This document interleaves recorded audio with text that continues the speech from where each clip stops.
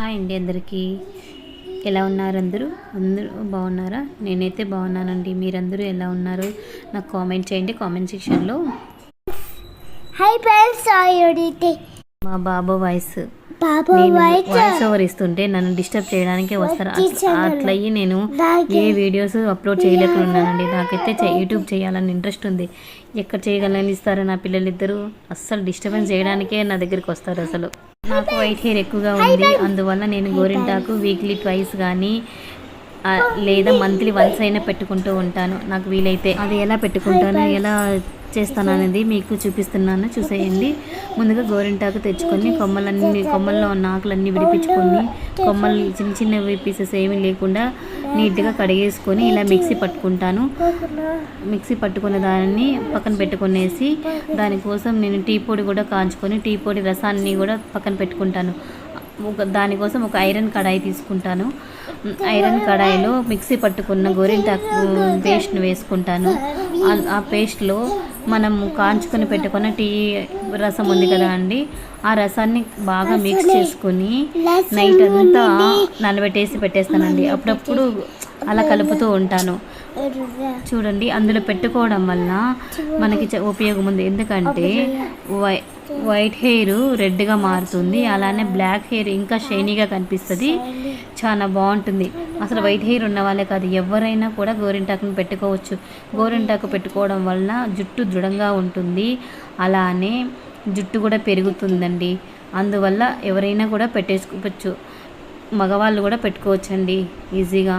బాగుంటుంది, హెయిర్కి మంచి షైనీ వస్తుంది.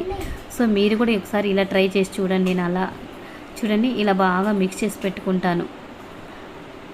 నైట్ అంతా నానబెట్టి పెట్టేస్తాను. సో నేను ఇలా ఎప్పుడు చేస్తాను, నేను ఎప్పుడైనా చేసుకున్నా ఇలానే చేస్తాను. కొంతమంది పెరుగు వేసుకుంటారు, చుండ్రు ఉంటే లెమన్ వేసుకుంటారు, లేదా ఇందులోని ఎగ్ కూడా కలుపుకొని పెట్టుకోవచ్చు. జుట్టు ఇంకా మరీ షైనీగా కనిపిస్తుంది. నేనైతే ప్రజెంట్ నా దగ్గర ఉన్న వాటిలో ఇవే ఉన్నాయి, రెండే ఉన్నాయి అనేసి నేను ఇవే పెట్టుకున్నాను. కొంతమంది ఇంకా మెంతి పొడి కూడా కలుపుకొని పెట్టుకుంటారు, లేదా ఆమ్లా పౌడర్ కూడా వేసుకుంటారండి. ఎవరికి వీలైనంత వరకు అలా చేసుకుంటారు. విటమిన్ ఈ క్యాప్సూల్ కూడా కలుపుకునే వాళ్ళు ఉన్నారు. నేనైతే ఇలా సింపుల్గా కలుపుకుంటాను. అప్పుడప్పుడు ఎగ్గు లేదా పెరుగు వేసుకొని పెట్టుకుంటానండి. ఇలా మీరు కూడా ఒకసారి ట్రై చేయండి. ఇలా ఓవర్ నైట్ అంతా ప్లేట్ మూసేసి పెట్టేస్తాను. మార్నింగ్ పెట్టుకుంటాను, లేదా మార్నింగ్ పేస్ట్ చేసుకుంటే ఈవినింగ్ తలకు పెట్టుకుంటాను. ఒకవేళ మీకు తలకి ఎలా పెట్టుకోవాలనేది కూడా కావాలంటే చెప్పండి, ఎలా పెట్టుకోవాలనేది కూడా కావాలంటే చెప్పండి. నేను నెక్స్ట్ పెట్టుకున్నప్పుడు మీకు వీడియో చేస్తాను. మీకు వీడియో చూసుకొని పెట్టుకోవాలనుకుంటే పెట్టుకోవండి.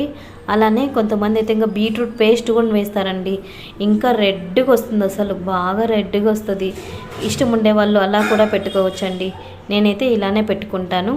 మీరు కూడా ఒకసారి ట్రై చేయండి. చూడండి, నేను ఓవర్ నైట్ అంతా పెట్టడం వల్ల ఆ హెన్నా అంతా కూడా బ్లాక్ అయిపోయింది కదా. బ్లాక్ అయిన వల్ల మన హెయిర్ షైనీగా వస్తుంది, వైట్ హెయిర్ రెడ్గా మారుతుంది. అంతే అండి. బ్లాక్ అయితే కాదు వైట్ హెయిర్ రెడ్గా అయితే అవుతుంది. బ్లాక్ హెయిర్ అయితే ఇంకా షైనీగా కనిపిస్తుంది. అందువల్ల ఐరన్ కడాయిలో పెట్టుకోవచ్చు. కొంతమంది అయితే ఇంకా బీట్రూట్ పేస్ట్ని కూడా పెట్టుకుంటారు.